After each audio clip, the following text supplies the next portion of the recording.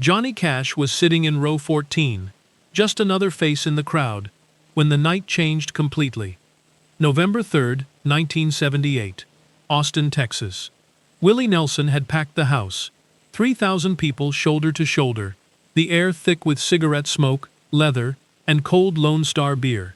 The kind of Texas night that feels alive before the first chord even hits. 2 songs in, everything was rolling perfectly.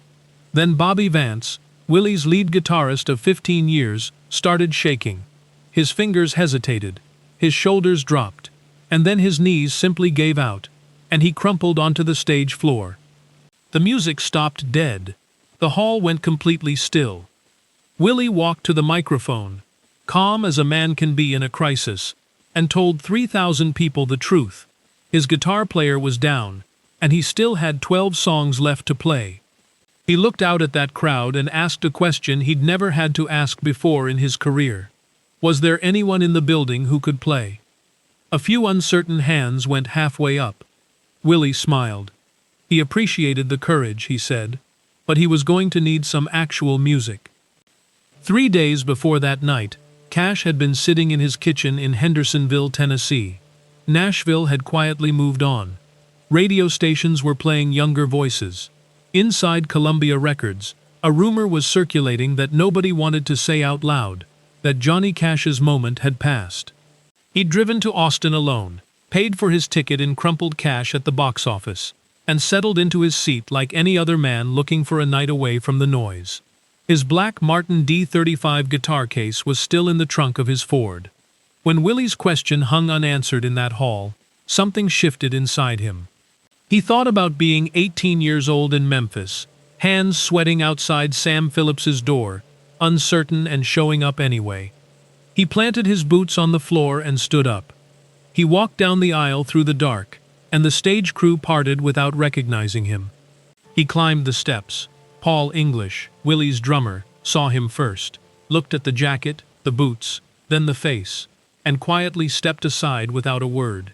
Willie turned, and in one glance between 2 men who'd walked the same hard roads for decades, everything was understood. "Well, folks," Willie said into the microphone, "I think we found our guitar player."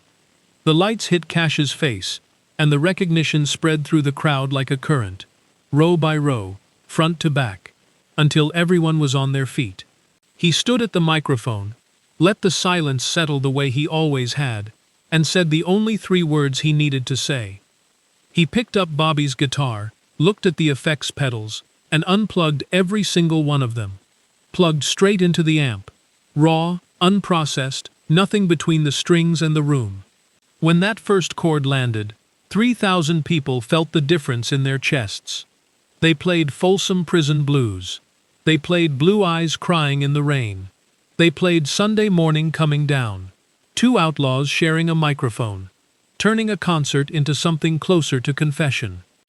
Backstage afterward, Waylon Jennings was leaning against the wall with his arms folded, grinning. "Y'all started without me," he said. Cash laughed. A real, dry laugh. 7 years later, those 3 men, and Chris Christopherson, stood together in a studio and called themselves the Highwaymen. It all started because one man bought a ticket, sat down in row 14, and stood up when it mattered. If this story stayed with you, share it with someone who needs to hear it, and subscribe for more stories about people who showed up when the world expected them to stay seated.